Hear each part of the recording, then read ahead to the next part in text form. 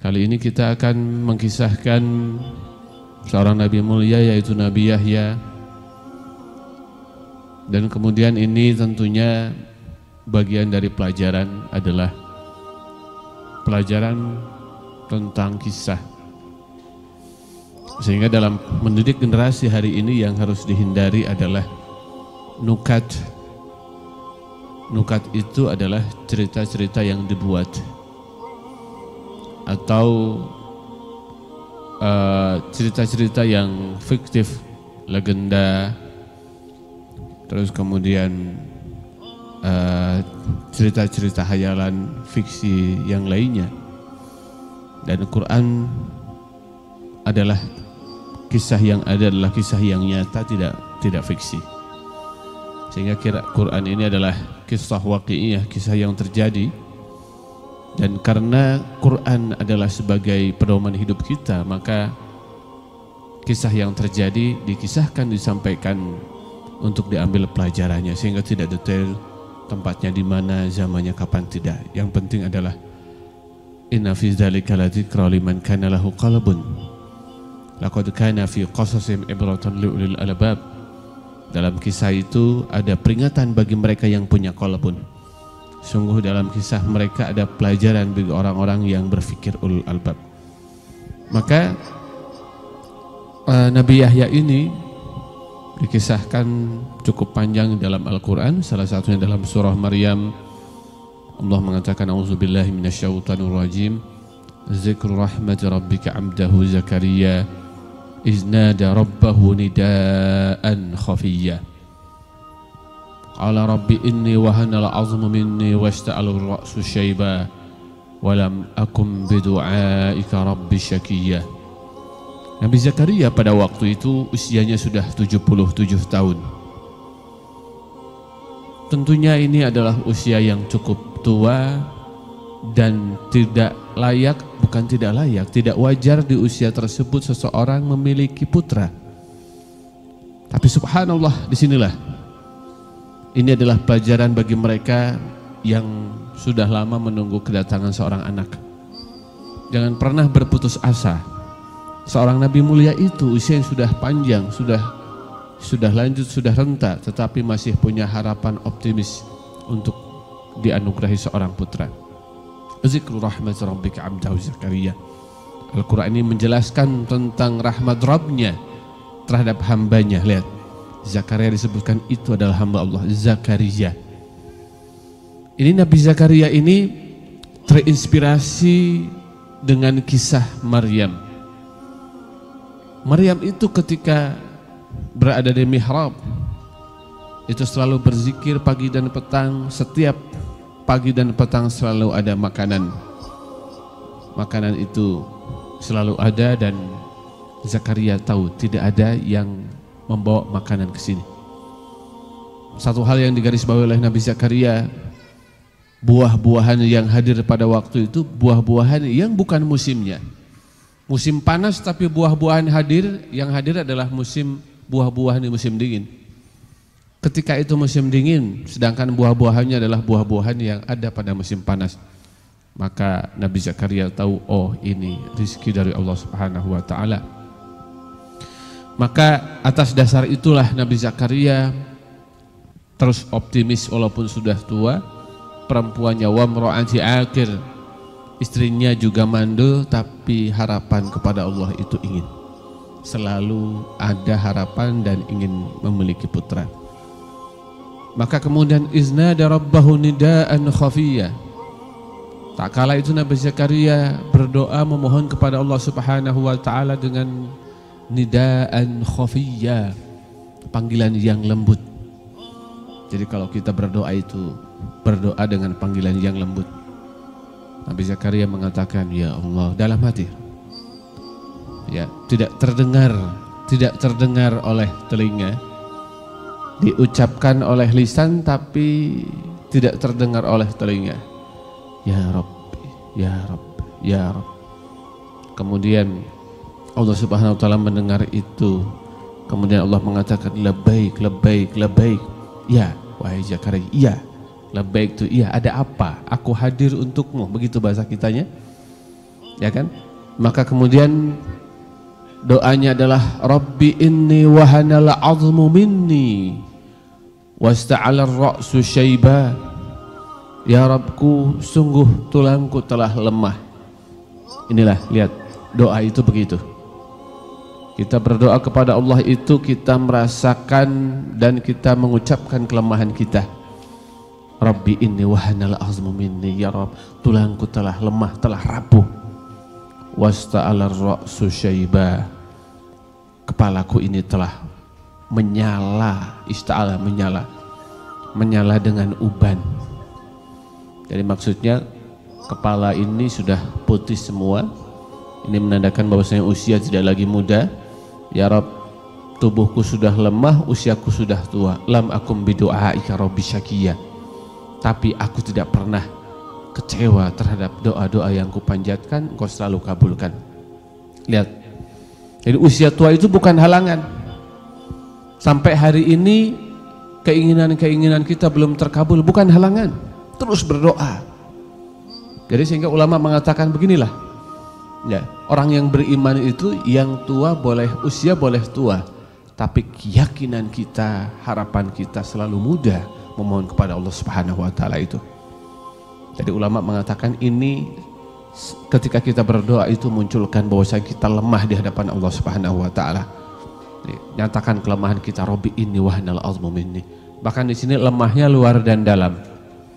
Jadi lemah fisik, telah rapuh ya Rabb tulang-tulangku ini. Ya, kemudian ya, rambut ini telah memutih.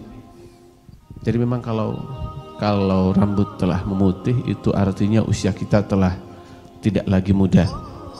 Maka nanti di dalam hadis disebutkan a'darallahu imra'an idza balagha sittina sana. Allah Subhanahu wa taala itu tidak memberikan lagi alasan bagi mereka yang usianya 60 tahun untuk beribadah kepada Allah Subhanahu wa taala. Ini ya. Itu dan usiaku sudah tua, sudah 77 tahun. Wa mraati akhir, istriku mandul. Jadi kalau laki-laki usia tua rasa-rasanya itu masih ada harapan kalau istrinya subur. Tapi ini suaminya sudah tua, istrinya mandul pula. Ya kan? Maka tidak ada yang bisa menghadirkan itu semua kecuali doa. Ya. Wa inni khiftul mawaliya min warai wa kanat imraati akhira. Lihat. Dan sungguh aku khawatir terhadap kerabatku sepeninggalku, istriku ini sudah mandul. Fahabli min ladunka waliya ya Rabb, anugerahkan. Fahabli, anugerahkan ya Rabb, waliya, seorang anak dari sisimu. Jadi ini ada pelajaran penting. Ini ketika kita berdoa adalah ketika kita keinginan kita belum terkabul, maka seolah-olah ayat ini merupakan doa taruhan kita dengan Allah Subhanahu wa taala. Anda pernah berdoa begitu tidak? Doa tapi taruhan. Yarisuni wa yarisu min ali Yaqub. Ya Rabb, hadirkan itu. Karena anak itu akan mewarisi kesolehanku dan kesolehan kedua orang tuaku. Kesolehan buyutku Yaqub, keluarga Yaqub. Waj'alhu rabbi radiyah. Jadikan anak itu adalah anak yang Engkau ridhoi. Jadi seolah-olah ayat ini mengatakan begini teman-teman. Ya Allah, berikan anak. Jika Engkau berikan anak kepadaku, akan kujadikan dia seorang anak yang soleh, akan kujadikan dia pewaris kenabian dan kesolehan leluhurku. Ini ada yang sudah lama belum punya anak teman-teman? Ada Pak, tapi belum menikah, itu beda lagi ya. Ini yang sudah menikah belum juga kunjung lahir seorang putra, ini doanya. Bertaruhlah dalam doa itu dengan Allah. Ya Rabb, anugerahkan putra. Jika Engkau anugerahkan putra, akan kujadikan dia anak soleh. Akan kujadikan dia pewaris kesolehanku dan kesolehan leluhur-leluhurku para nabi itu. Yang unik di sini teman-teman, lihat. Ya, wa mraati akhira fahabli min ladunka. Fahabli, anugerahkan, min ladunka, dari sisimu. Waliya, seorang anak itu. Jadi sebetulnya kan bisa saja fahabli waliya min ladunka, anugerahkan seorang anak di sisimu, ya kan, dari sisimu. Tapi di sini Nabi Zakaria mengatakan anugerahkan dari sisimu ya Rabb seorang putra. Lebih mengedepankan dari sisimu daripada putra itu sendiri. Jadi kuat kita, seorang muslim itu harus kuat minta ridho Allah sebelum permintaan itu sendiri. Karena nanti permintaan itu kalau tanpa ridho Allah akan berat. Ya kan? Yarisuni wa yarisu min ali Ya'qub. Nabi itu akan mewarisiku dan mewarisi kenabian dari ayah Ya'qub. Jadi kalau Nabi itu memang tidak mewariskan apa-apa, teman-teman. Ya, nahnu ma'asyiral anbiya la nuras ma taraknahu shadaqah. Kita para nabi ini enggak mewariskan apa-apa. Harta enggak ada. Ya, apa yang kami tinggalkan itu sedekah. Ya. Dan ini unik, yarisuni wa yarisu min ali Ya'qub, dia akan mewarisi kesolehanku dan kesolehan keluarga Ya'qub. Tidak dikatakan dia nih ya Rabb akan mewarisi kekayaanku, tidak. Akan meneruskan usahaku, tidak. Akan melanjutkan perjuanganku di dalam harta, tidak disebut harta sama sekali. Ya, Nabi Zakaria mengajarkan kita, anak ini akan kuwarisi kesolehan dariku, melanjutkan kesolehan keluarga para nabi ini, gitu ya. Begitu. Yarisuni wa yarisu min ali Ya'qub wa ja'alahu rabbi radiyya. Jangan lupa ya Rabb, jadikan dia seorang yang Engkau ridhai. Nah ini, maka Allah Subhanahu wa taala sang pengabul doa itu betul-betul mengabulkan doa. Ya, nanti ada dalam surah yang lain, wa Zakaria iznada rabbahu rabbi la tadarni farda wa anta khairul warisin. Dan ingatlah ketika Nabi Zakaria berdoa, rabbi la tadarni farda ya Rabb, jangan engkau tinggalkan aku farda sendirian. Ya, wa anta khairul warisin, ya, engkau adalah khairul warisin, sebaik-baiknya zat yang mewariskan keturunan. Fastajabna lahu, maka kami kabulkan doanya. Kami kabulkan doa Zakaria itu. Wa wahabna lahu Yahya, kemudian kami hibahkan, kami anugerahkan kepada Zakaria Yahya, seorang nabi yang namanya Yahya. Wa aslahna lahu zaujah, bahkan Nabi Yahya itu dalam Quran yang lain, ayat yang disebutkan lam naj'al lahu min qablu samiyya, belum ada seorang nabi pun yang namanya Yahya. Sebelum itu ya, itu belum ada nabi yang namanya Yahya. Sebagaimana Nabi Muhammad juga belum ada itu di zaman itu seorang nabi yang namanya Muhammad. Ya, ketika Rasulullah SAW itu masa mudanya, ketika masa muda kemudian melakukan perjalanan ke Syam itu, dicegat oleh para pendeta itu kemudian dikatakan ini akan menjadi seorang nabi, gitu ya. Dan ini ketika masih kecil dibawa oleh kakeknya. Dan Nabi Muhammad itu adalah nama Muhammad itu nama yang belum dinamai oleh siapa-siapa, sehingga mendengar sebelumnya telah ada kalimat dari para ahli kitab itu bahwasanya ada seorang nabi yang namanya Muhammad, sehingga ada beberapa orang yang menamakan putranya itu dengan Muhammad. Kurang lebih sejarah mengatakan ada 4 orang yang dinamai asal punya anak namanya Muhammad, yang ini asal punya cucu namanya Muhammad, 4 orang. Kenapa? Karena mereka berharap ya dengan nama itu yang anaknya tersebut cucunya akan menjadi nabi. Ternyata nabi itu turun dari cucu dari jalur Abdul Muttalib, cucunya beliau Abdul Muttalib itu. Nah ini juga lam naj'al lahu min qablu samiyya, belum pernah ada orang yang namanya Yahya itu. Dan ini doanya adalah rabbi la tadarni farda wa anta khairul warisin. Dan doa ini silahkan dibacakan oleh mereka yang belum punya keturunan. Rabbi la tadarni farda wa anta khairul warisin.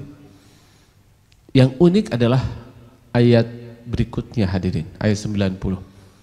Jadi Nabi Zakaria itu adalah seorang yang soleh, yang selalu berdoa Soleh, orang yang subhanallah, orang soleh ini sujud, ruku, sujud dalam munajatnya, dalam tahajudnya ini memohon kehadiran seorang anak, maka fastajabna lahu, kami kabulkan. Wa wahabna lahu Yahya, kuberikan dia seorang putra namanya Yahya.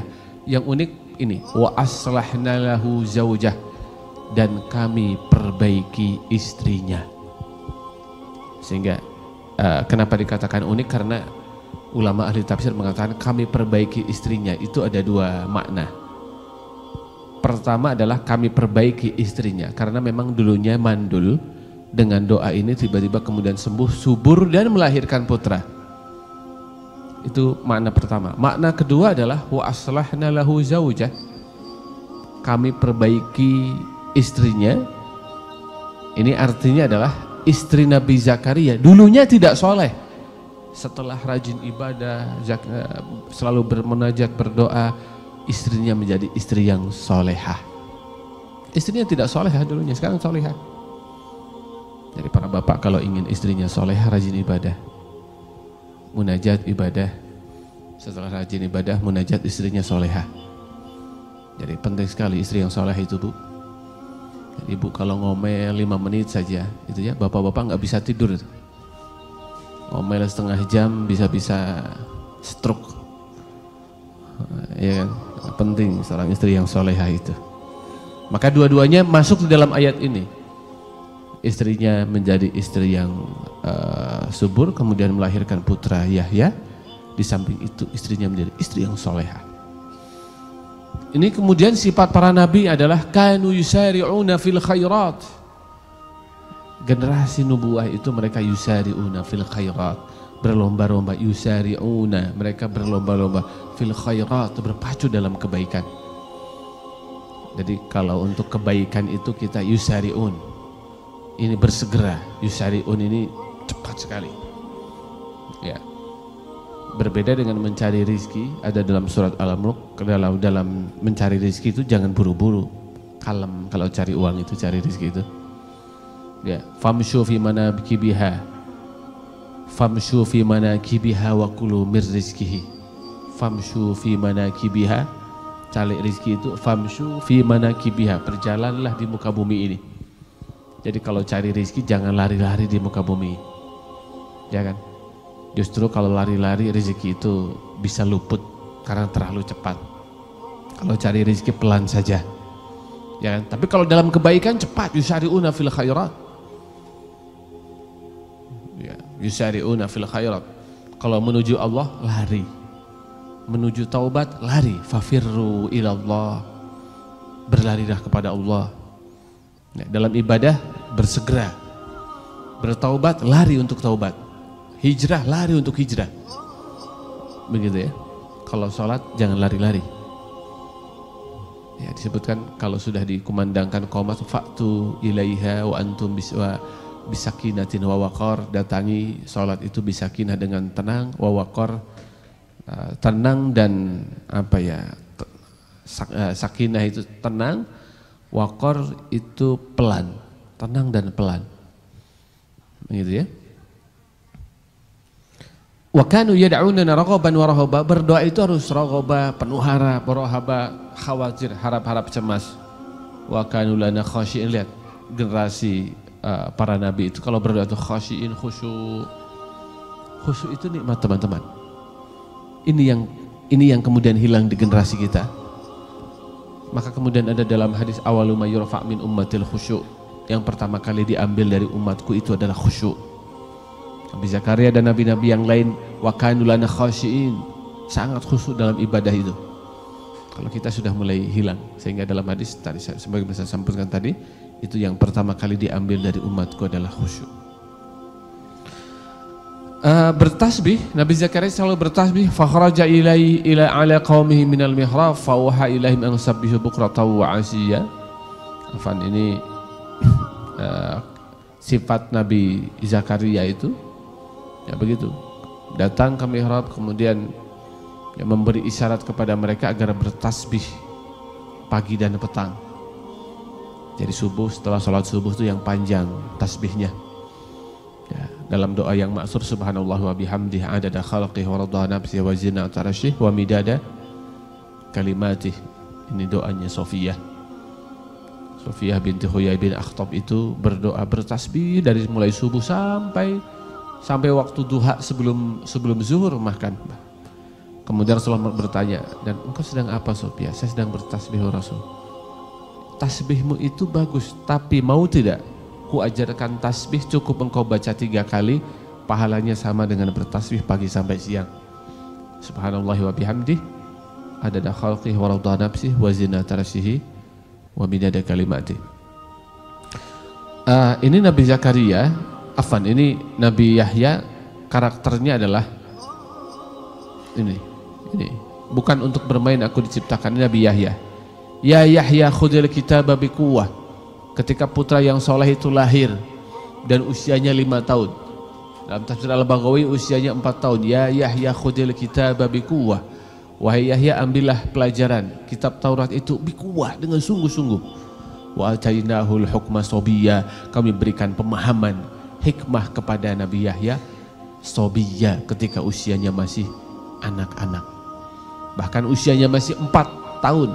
Ada yang mengatakan 5 tahun tapi dia sudah punya hikmah. Ini pelajaran penting teman-teman. Ya Yahya khudil kitaba biquwwah. Mengambil ataupun memahami Al-Quran itu harus kokoh, harus kuat kita. Ya, biquwwah, dengan kuat. Nabi Yahya saja khudil kitaba biquwwah. Nah, Rasulullah ketika awal-awal diturunkan Quran itu diwajibkan qiyamul lail teman-teman. Inna sanulqi 'alaika qaulan saqila, wahai Muhammad, terus qiyamul lail itu. Kenapa? Karena akan kuberikan kepadamu qaulan saqila, Quran yang berat. Berat memahaminya, berat turunnya pun berat, mengamalkannya apalagi lebih berat lagi tuh. Maka Quran itu ketika turun, ketika musim dingin, Rasulullah turunkan Quran itu keringetan teman-teman. Rasulullah sedang naik unta, Quran turun, unta yang sedang berjalan itu tertunduk berhenti dan langsung duduk, berat. Aisyah pun ketika Rasulullah berada di pangkuannya dan Quran turun itu terasa berat. Jadi bobotnya ketika proses penurunannya berat, memahaminya berat, memahami itu berat, mendakwahkan juga berat. Maka Allah katakan, ya Yahya khudil kitaba biquwwah, ambil Taurat ini biquwwah, dengan kuat. Maka para pemuda ini kalau masa muda digunakan untuk ngaji, sudah benar nih. Digunakan untuk menghafal Quran, sudah benar. Kenapa? Karena memahami agama, menghafal Quran ini perlu energi yang sangat kuat. Begitu ya. Wa atainahul hukma sobiyya, wa atainahul hukma sobiyya, dan kami berikan pemahaman hikmah sobiyya kepada Nabi Yahya ini ketika sedang kanak-kanak usianya. Walaupun nanti ada beberapa ahli tafsir yang mengatakan hikmah ini kenabian. Kami jadikan Yahya nabi ketika masih kecil. Tapi ternyata ulama jumhur mufassirin, jumhur mengatakan hikmah di sini adalah hikmah. Ya, tetap nanti kenabian sama dengan nabi yang lain ketika usia 40. Wallahu a'lam bishawab. Teman-teman, ini yang unik adalah di dalam ayat ini memberikan pemahaman kepada kita, anak-anak kita walaupun masih kecil dia paham. Maka suatu saat Nabi Yahya ini ketika masih kecil, usianya 5 tahun, 4 tahun, 5 tahun, maka teman-teman yang ngajak main, ya Yahya, ayo Yahya kita main, ayo Yahya kita main. Maka kemudian Nabi Yahya mengatakan, malil la'bi khuliqtu, aku diciptakan bukan untuk bermain. Ya, walakinna Allah khalaqani li ibadah, akan tetapi aku diciptakan untuk ibadah. Anak usia 5 tahun sudah bisa mengatakan, aku diciptakan bukan untuk bermain, tapi aku diciptakan untuk beribadah. Subhanallah. Jadi aku diciptakan bukan untuk bermain. Ini menjadi konsep besar dalam pendidikan kita teman-teman. Bahwasanya anak-anak kita didik itu bukan dengan kondisi bermain itu. Sementara Barat kan beda ya. Mereka punya konsep bermain melalui belajar, belajar melalui bermain. Ini kindergarten, belajar sambil bermain, bermain melalui belajar. Dalam Islam ternyata itu tidak tepat. Anak itu ajarkan ilmu, ajarkan adab dengan khusyuk. Ya, main itu untuk menghilangkan lelah saja, menghilangkan kesuntukan, kepenatan bermain. Tapi kalau belajar sambil bermain, belajar melalui bermain tidak tepat dalam Islam. Jadi belajar sambil main-main apalagi ya, apalagi diskusi sambil main-main. Ini menyalahi konsep salafus saleh kita. Seumpamanya Imam Malik itu di Madinah, teman-teman. Ketika sedang berjalan di Madinah, tiba-tiba ada seorang murid yang datang kemudian mengatakan, "Wahai Imam Malik, saya ingin bertanya kepadamu beberapa hal."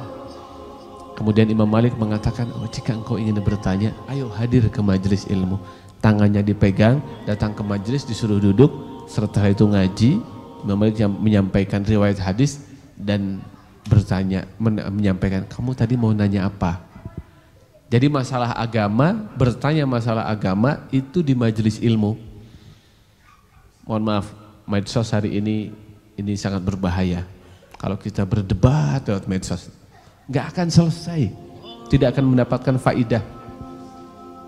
Tapi kalau kita ingin ilmu, diskusi itu hadir di majelis ilmu, dapat ilmu dan dapat barokah. Ini konsep besar, bukan untuk bermain aku diciptakan, malil la'bi khuliqtu. Jadi hari ini kan muslimin menjadi umat yang imma'ah. Imma'ah itu generasi pengekor. Dan orang kalau imma'ah, mengekor itu adalah generasi yang kalah. Orang-orang kalah itu selalu mengekor. Jadi muslimin ya ketika peradabannya runtuh, kalah, ya muncullah Ghazwul Fikri. Ini salah satu inspirasi pemikiran, perang pemikiran. Ketika kalah itulah muslimin mengekor ke barat. Kenapa? Hari ini anak-anak muda kita berkiblat ke barat. Mungkin dalam passion mereka, gaya mereka, makanan mereka menuju ke barat. Ini memang generasi orang-orang yang kalah. Karakter orang yang kalah itu apa? Mengekor. Dan jadi orang yang kuat itu enggak mengekor. La takun imma'ah, kata Rasulullah. Jangan pernah kita mengekor. In ahsanan nas, lakin in ahsanan antusinu, wa idza asa'u antajtanibu isa'atahu. Jangan pernah engkau mengekor, engkau katakan ini sebagaimana orang katakan itu sebagai orang katakan, tapi katakanlah walakin antuhsinu. Tapi engkau harus benar. Engkau harus berbuat baik walaupun orang lain berbuat buruk. Ya. Itu berikutnya adalah sifat para nabi. Ya, Nabi Zakaria ini subhanallah punya putra namanya Yahya, ini lembut sekali. Yahya sejak kecil usia 4-5 tahun sudah faham Taurat. Ya, sudah hikmah, memiliki hikmah. Hikmah itu ucapan-ucapan nasihat-nasihat bijak, itu hikmah. Dan berkesesuaian antara apa yang ia lakukan dengan apa yang ia sampaikan, itu hikmah. Hikmah. Dan ini perlu dipelajari dan perlu dilatih hikmah ini, teman-teman. Para orang tua hari ini harus belajar hikmah. Berkata itu tepat, isinya adalah, bobotnya adalah pelajaran, itu hikmah. Sehingga Luqman Al-Hakim, ayah Luqman itu ketika dia ditanya, "Wahai Luqman, bukankah engkau itu dulunya adalah seorang budak yang dulu menggembalakan kambing bersama saya?" Ya, tapi subhanallah sekarang di depan rumahmu ratusan bahkan ribuan orang lain mendengarkan kalimatmu. Ya, bagaimana engkau sampai kepada hikmah begini wahai Luqman? Luqman Al-Hakim mengatakan, saya dianugerahi hikmah oleh Allah itu dengan beberapa hal. Pertama, karena saya tundukkan pandangan. Yang kedua, saya memakan yang halal. Yang ketiga, saya tidak melakukan sesuatu yang sia-sia. Jadi para guru, para pendidik, para orang tua, agar perkataan kita ini menjadi hikmah tadi. Jauhi yang haram, tundukkan pandangan, dan melakukan sesuatu yang bermanfaat saja. Nah ini sifat para nabi. Wahananan, kami jadikan Yahya ini penuh dengan kasih sayang. Milladunna, dari kami. karakter itu. Wa zakah, dan kami jadikan dia orang yang bersih. Bersih hatinya, tutur katanya, perbuatannya. Wa kana taqiyya, dia adalah seorang yang bertakwa. Maka Hanan ini lembut dan kasih sayang ini teman-teman. Nanti ada di dalam Al-Bidayah wa Nihayah, Al-Imam Ibnu Katsir menyampaikan bahwasanya saking lembut Yahya ini, itu kalau makan tuh nggak bisa sendirian, dia mencari makhluk yang lain. Ya, ini termasuk seorang nabi yang sering makannya itu dengan binatang. Ya, kalau kita mungkin ya makan ada kucing, kadang-kadang kita hardik ya, kita usir. Tapi Nabi Zakaria enggak, justru nyari binatang dia baru bisa makan dengan binatang. Bahkan nanti dalam Al-Bidayah wa Nihayah, ya'kul ma'al wuhshi, dia makan dengan binatang-binatang buas, Nabi Yahya itu. Ya, binatang buasnya tidak lari. Ya, intinya Nabi Yahya ini dia penyayang binatang, teman-teman. Ya, dia penyayang binatang dan makan dengan binatang itu. Ya, itu wahanan, lembut sekali. Bahkan suatu saat Nabi Zakaria itu kehilangan Yahya 3 hari. Ada di sini. Ya, qala bahwasanya ini saya kehilangan Zakaria ini, Nabi Zakaria mengatakan saya kehilangan Nabi Yahya. Saya kehilangan Yahya. Kenapa? Karena memang dia kasirul infirad minan nas, dia menyendiri, beristighfar, bertasbih dalam kondisi khusyuk. Bahkan ya'nas ilal barari wa ya'kul min waraqil asjar. Ya'nas ilal barari, dia tafakur, menyendiri ke padang pasir begitu ya. Dan hidupnya sederhana sekali, dia tidak rewel. Ya'kul min waraqil asjar, Nabi Yahya ini bisa makan daun-daunan gitu ya. Ya, bahkan ini ulama katakan ini makanan yang terbaik, daun-daunan ini ya. Sehat begitu. Ya, ya'kul min waraqil asjar. Nanti Imam Mujahid mengatakan kana ta'amu Yahya bin Zakaria al-ushb. Makanan Yahya bin Zakaria itu adalah al-ushbu, sayur-sayuran. Wa annahu kana la yabki min khasyatillah, dia sering menangis karena Allah itu. Hatta law kana al-qar ala ainaihi la khariqahu, sendiri menyendiri kemudian menangis itu Nabi Yahya itu. Inna makana ya'kul ma'al wuhshi karahiyatan ayu khalitun nas fi ma'ashihim. Ini sering kalau makan itu dengan para binatang itu, karena menjauhi keburukan pada waktu itu Nabi Yahya itu. Dan begitulah memang sedikit sekali tidurnya,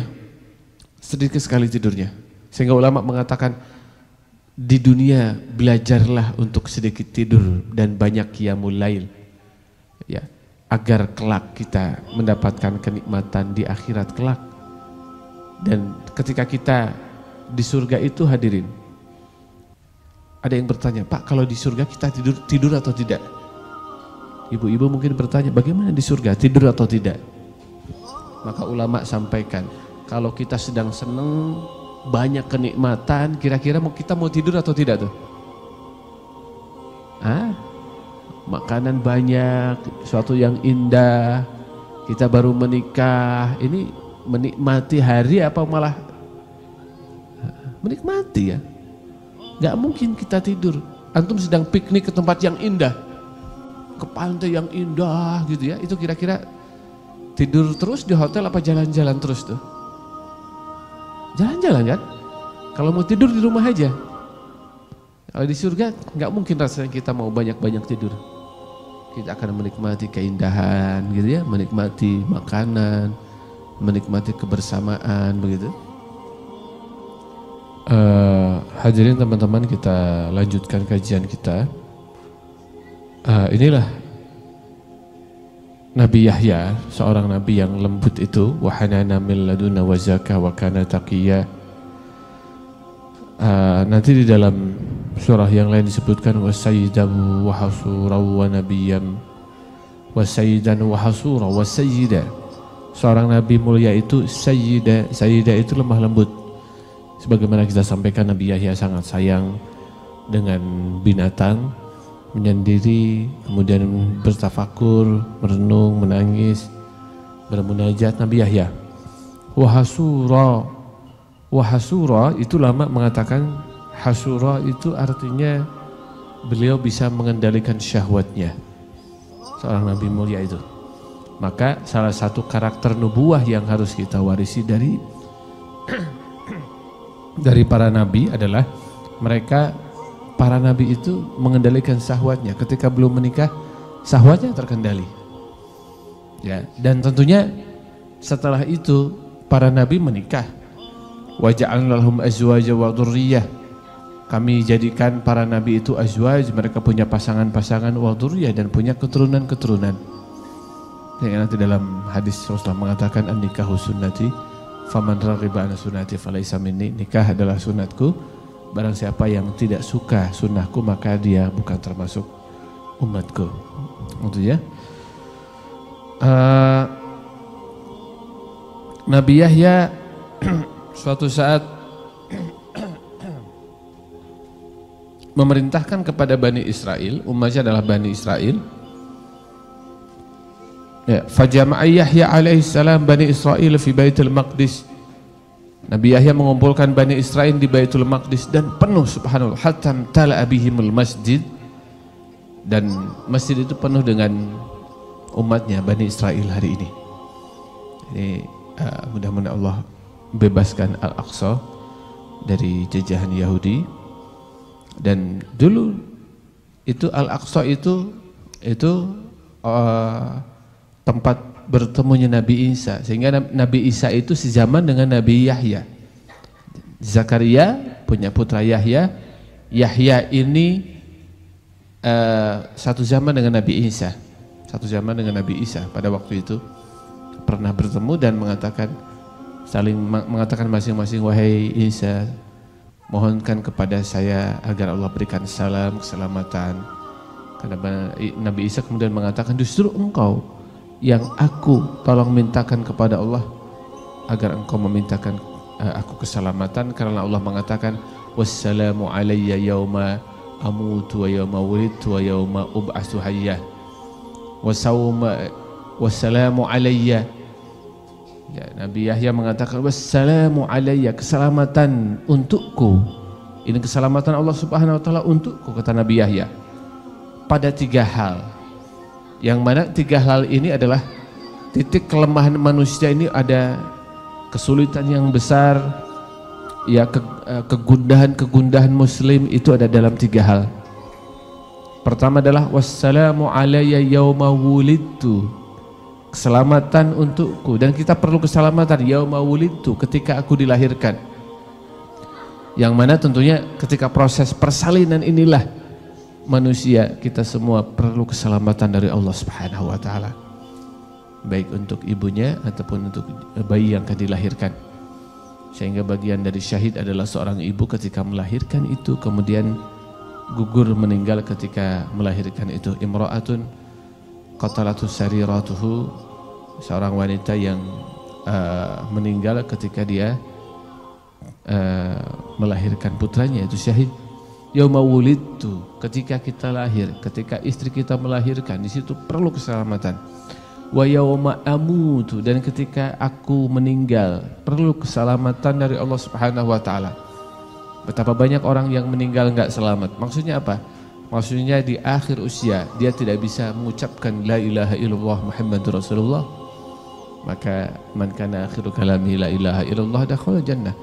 Barang siapa di akhir usia ucapkan la ilaha illallah, dia bisa masuk surga, begitu ya. Itu teman-teman. Dan wa yauma ub'atsu hayya, dan keselamatan ketika ub'atsu hayya, pada hari berbangkit aku dibangkitkan dalam keadaan yang baik. itu juga perlu keselamatan di situ.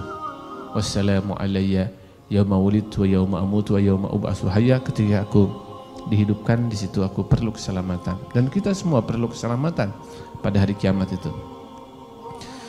Nabi Yahya mengumpulkan seluruh Bani Israel di Baitul Maqdis, penuh pada waktu itu oleh Bani Israel. Kemudian Nabi Yahya menyampaikan 5 hal. Ya, ada 5 hal. Innallaha amarani bi khams kalimat. Allah Subhanahu wa taala perintahkan kepada kalian untuk menyampaikan, untuk melakukan 5 hal. Yang pertama adalah an ta'budullaha wa la tusyriku bihi syai'a. Engkau beribadah kepada Allah, tidak menyekutukannya. Karena perumpamaan orang yang menyekutukan Allah itu adalah seperti seseorang yang punya hamba saya. Hamba saya itu kemudian dia bekerja, kemudian dia menghasilkan, kemudian penghasilan yang dihasilkan oleh hamba saya itu malah tidak diberikan ke tuannya, malah ia berikan kepada orang lain. Itu membuat marah tuannya atau tidak? Pasti membuat marah tuannya. Maka kita adalah makhluk Allah yang diciptakan oleh Allah, diberi rizki oleh Allah Subhanahu wa ta'ala. Tiba-tiba kita beribadahnya bukan kepada sang pemberi rizki itu, tapi kepada sesuatu yang lain. Ini kenapa musyrik dosanya besar. Inna syirka la dzulmun azim. Bahkan nanti ulama mengatakan kenapa syirik dosanya besar adalah dibanding dengan kemungkaran-kemungkaran yang lain. Dibanding dengan seseorang yang berzina, seorang yang mabuk, minum minuman keras, seorang yang membunuh, musyrik masih lebih besar dosanya itu. Jawabannya adalah karena kemaksiatan itu perlu syahwat. Ya, kemaksiatan itu mencuri perlu syahwat, perlu keinginan, ya kan? Berzina karena ada syahwat. Ya. Seseorang membunuh ada syahwat, dendam. Mereka melakukan itu karena syahwat. Sedangkan menyekutukan Allah itu tidak ada syahwat. Bahkan fitrah seorang muslim kan tidak menyekutukan Allah. Fitrah orang yang beriman, fitrah manusia adalah beriman, ya. Adalah beriman. Fitrah manusia sebagaimana disampaikan oleh Imam Ghazali adalah beriman, mencintai kebaikan, membenci keburukan. Itu fitrah manusia. Dan untuk musyrik tidak ada fitrah, tidak ada syahwat di situ. Tapi seorang melakukan kemusyrikan, maka itu dosa yang sangat besar. Yang kedua adalah wa amurukum bis salat. Aku perintahkan kalian untuk salat. Ya, wala taltafitu, dan janganlah kalian menoleh atau berpaling ketika salat. Idza tafatu fi salatikum fa innallaha tafata minkum. Ketika kalian salat itu berpaling, menoleh, maka Allah akan berpaling kepada kalian. Ketika kita salat penuh dengan khusyuk, Allah menghadap kepada kita. Ketika kita menoleh dan berpaling, Allah juga berpaling dari kita. Maka Nabi Yahya mengajarkan kita untuk khusyuk di dalam salat, teman-teman. Khusyuk, nikmat. Berpaling kan hari ini bisa berpaling dengan fisik, dengan pandangan berpaling, tapi ternyata ada berpaling dengan pikiran kita. Kita hadir di sini tapi pikiran kita sedang di rumah kita, sedang di kosan kita, mahasiswa. Oh iya itu pakaian masih direndam, belum dicuci, misalkan begitu, misalkan. Para bujangan kan begitu. Ya, itu berpaling, dan ketika kita berpaling dari sholat itu Allah berpaling dari kita. Sehingga orang yang sholat itu, teman-teman, ada yang diterima setengahnya, bagus diterima setengahnya. Ada yang diterima seperempatnya, ada yang diterima sepertiganya, ada yang diterima seperenamnya, ada yang diterima seperdelapannya, tergantung kekhusyuan. Yang khusyuk itu yang diterima.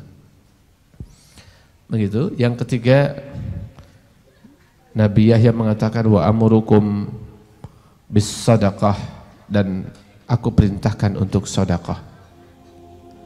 Perumpamaan orang yang bersedekah itu adalah seperti seseorang yang sudah diikat kepala dengan tangannya diikat, kemudian dia sudah diseret mau masuk ke neraka, tetapi dengan sedekah tersebut seseorang membebaskan dirinya. Jadi antum hari ini ketika bersedekah, berwakaf, memberikan infak fisabilillah, itu pada hakikatnya sedang memerdekakan dirinya dari api neraka itu sendiri. Jadi filosofi sedekah itu begitu. Yang keempat, Allah perintahkan kepada kalian wahai Bani Israel. Allah Subhanahu wa taala perintahkan, yang pertama Pak, beribadah kepada Allah tidak musyrik. Yang kedua, perintahkan untuk sholat, jangan menoleh. Ya. Yang ketiga, diperintahkan untuk sedekah. Perumpamaan orang sedekah adalah seperti orang yang memerdekakan dirinya dari diseret ke neraka itu. Yang keempat, Allah perintahkan kalian untuk berzikir kepada Allah Subhanahu wa taala. Dan berzikir ini ahsanu ma yakunu minasyaitan. Ya. Ahsanu ma yakunu minasyaitan itu adalah orang yang sangat terjaga dari gangguan setan. Perumpamannya adalah seperti seseorang yang tertawan, dikejar-kejar oleh musuh, tapi dia berlindung ke satu benteng yang sangat kokoh. Dan zikir itu adalah seperti orang yang dikejar oleh setan, tapi dia berlindung ke benteng yang sangat kokoh. Jadi hisnul muslim, benteng muslim itu adalah zikir. Semakin kokoh kuat zikirnya, semakin terlindungi dari setan. Semakin lalai, semakin jarang zikirnya, dia keras hatinya, setan mudah masuk. Jadi itu sebetulnya 5 ya. Pertama, beribadah kepada Allah, tidak musyrik. Allah perintahkan sholat, Allah perintahkan sedekah, dan yang kelima, Allah perintahkan untuk berzikir. Nanti di dalam surat Maryam, ansabbihuhu bukratan wa asyiya.